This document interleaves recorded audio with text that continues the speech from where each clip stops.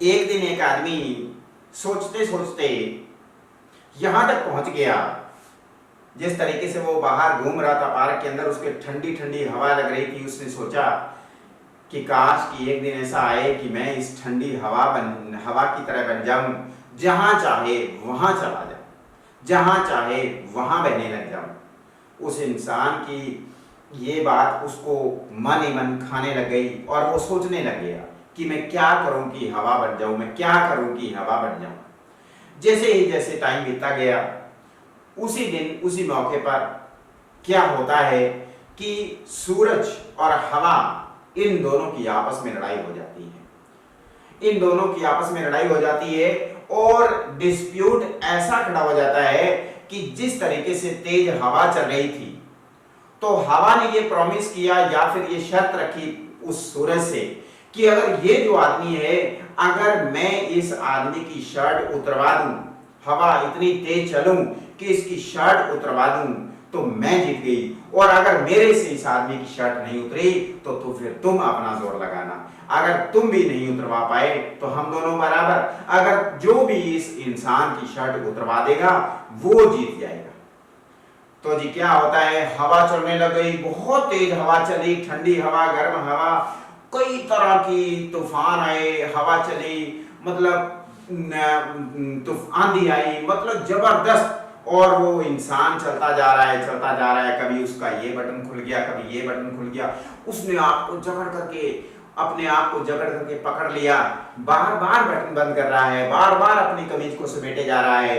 हवा ने पूरी कोशिश कर ली, हवा ने पूरा अपना दम लगा लिया, अपना पूरी ताकत लगा दी, तूफान आ गया, आंधी आ गई, मतलब किसी न किसी तरीके से हवा ने कोई कसर नहीं छोड़ी कि मैंने इस आदमी की शर्ट जो है उतरवानी ही उतरवानी है, अदरवाइज मैं इस युद्ध में हार जाऊं। तो क्या होता है, जब हवा ने पूरा दम लगा लिया तो वो जो शर्ट नहीं उतरवा पाया, तो क्या होता है, उसके बाद सूरज की बारी आती है।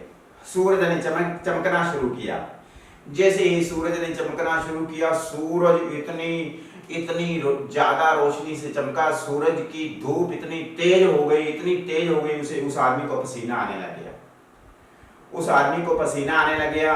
क्या किया उस इंसान ने कि अपने आप को हवा देने लग गया, गर्मी लगने लगी, लेकिन सूरज और तेज हो गया, उसने फिर अपने आप को हवा दी, फिर सूरज और तेज हो गया, वो किसी वृक्ष के नीचे जाकर के छिप गया। लेकिन सूरज की रोशनी इतनी तप रही थी, इतना जैसे धरती जल रही हो, तो वो इंसान वहां आगे चलता गया, उसे इतना ज्यादा पसीना आया कि उसने धीरे धीरे अपनी शर्ट के जो इस तरह से बटन उतारने शुरू कर दिए और सूरज की तपत से उसने अपनी शर्ट उतार दी। सवाल ये नहीं है कि हवा और सूरज की एक शर्त लगी हुई है, सवाल ये है कि इंसान किस चीज से प्रभावित होता है, कि इंसान जिंदगी के अंदर प्रभावित होता है तो किस चीज से होता है, क्या चीज होती है जो इंसान को बदल के रख देती है। तो जैसे ही सूरज की रोशनी हुई, इतना ज्यादा वो आग की तरह तपने लग गया, तो उसने शर्ट उतार दी और उसी शर्ट से हवा लेने लग गया। जो पहले हवा उसको मुफ्त में मिल रही थी, वो हवा अब ऐसे ऐसे करके ले रहा है। उसे हवा की कीमत पता चली बाद में, जब सूरज ठंडा हो गया, उसे ठंड लगने लगी, फिर हवा चलने लगी, आगे बढ़ा और एक बहुत बड़ा पत्थर आ गया, बहुत बड़ा एक पहाड़ आ गया।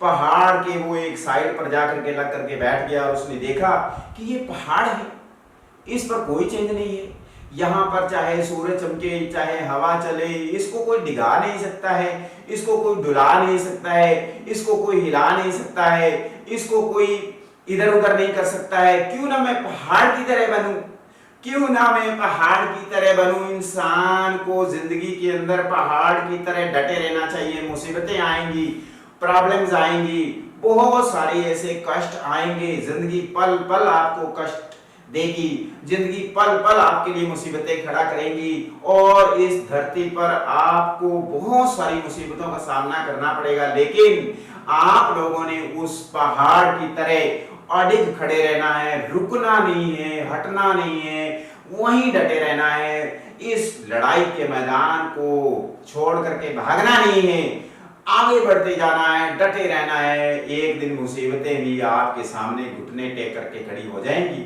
आप लोग सफल जरूर हो जाएंगे।